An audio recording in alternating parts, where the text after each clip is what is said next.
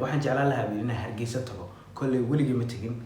waxaan jeclaan lahaa markii ugu horeysinaato haddaba haddii aan imaado biiri maxaa kala kulmi karaa sidee lii soo dhaweyn karaa qaab nooc assalaamu calaykum waraxmatullahi wabarakaatu asxaabta qaaliga aad baa idin salaam meel kasta dunida afrika joogtaan waa mar kale muuqaal cusub magacaygu waa Cabdiraxmaan Famos channelka anaga daawanaysan Famos Official fadlan haddii aad markaa kugu horeysaan soo booqatid subscribe like share inta noo saar waa tahay maanta waxaan idin waa muuqaal cusub waa Sharma Boy oo sheegay in uu kusoo wajahan yahay magaalada Hargeysa ee Somaliland waxa uu kolley Sharma Boy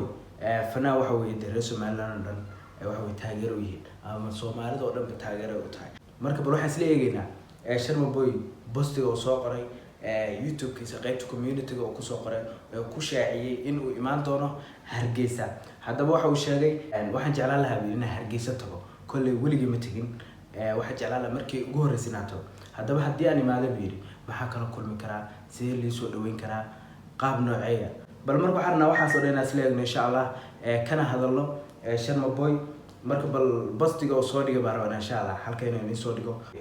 aan wada aragno insha Allah waxaa leeg saartay 7200 7.2k saartay comment sidoo kale 1k dad aba ka bixiyay marka waxa weeye 10 hawar ka horna uu soo dhigay marka bal waxaan insha Allah inaan isla eegno saaxiibayaal ila soo insha Allah waxa uu yiri Sharma Boy ma jeclaan lahayd inaan hoyga fanka tago maxaan kala kulmi karaa duriyada Somaliland wixii taageerayaashiisa reer Somaliland buu la hadlayaa waxa uu leeyahay ma jeclaan lahayd inaan Hargeysa inuu ku yimaado aan show inii qabto waxa uu kala kacsano habeenkeeda ka dhigano waxa uu ma jeclaan lahayd maxaana kala kulmi lahaa waxa uu oday Sharma Boy marwaatu ma garanaysaa Somaliland kaliya kuma khaldamine Puntland iyo kulliba marka waxa uu waxaasna yaa loo qaban waxa uu ninka raga khalad uu ka dhacay marka waxa uu yiri maxaan kala kulmi karaa waxa leenahay Sharma Boy oo heesna wata ku imaam reer Somaliland halo mudane Musabihi inaad ixireen ma ii saxiixay ya saasay waxa uu Sharma Boy kolley heestaas u soo qaaday reer Somaliland Musabihina waxa uu yiri oo ka codsaday Musabihi in aadaro iga balan qaadinaad ixireen marka waxa uu wuxuu leeyahay maxaan kala kulmi karaa sidoo kale waxa uu yiri waa ii muhiim ra'yigaaga waayo aad baan ugu rajo weynahay weligeena ma arkin balse waan jeclahay ra'yiga reer Somaliland wixii waa ii muhiim inaad comment-iga igu soo qortaan sidoo kale aad wax weey ila wadaagtaan inaan imaado inaan imaanba marka weligeena ma imaan biiri waa Sharma Boy weligiis ma tagin waxa weeye Somaliland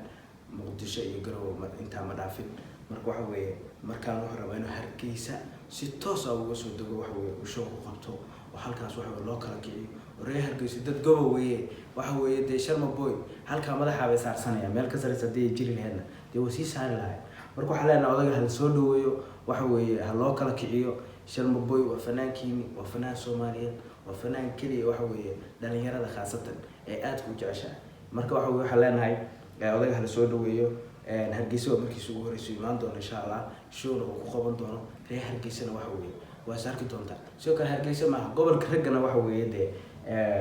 asna uu imaan doono insha Allah marka comments dadku waxay leeyihiin waxa weeye inuu kula kulmaan jecelahay qaar waxay leeyihiin gobolka ragga waan ku sugeynaa erayadaas ugu badan marka Sharma Boy waxa leenahay soo dhawow ku soo dhawow hoyga fanka ku soo dhawow magaaladaadii ku soo dhawow Somaliland waxa uu Musabihi kuma xiriyo imo show ku qabo ku baasha ku raaxayso dhalinyarada waa joogta taageerayaasha jooga intaba marka saaxiib waxa leenahay waxa weeye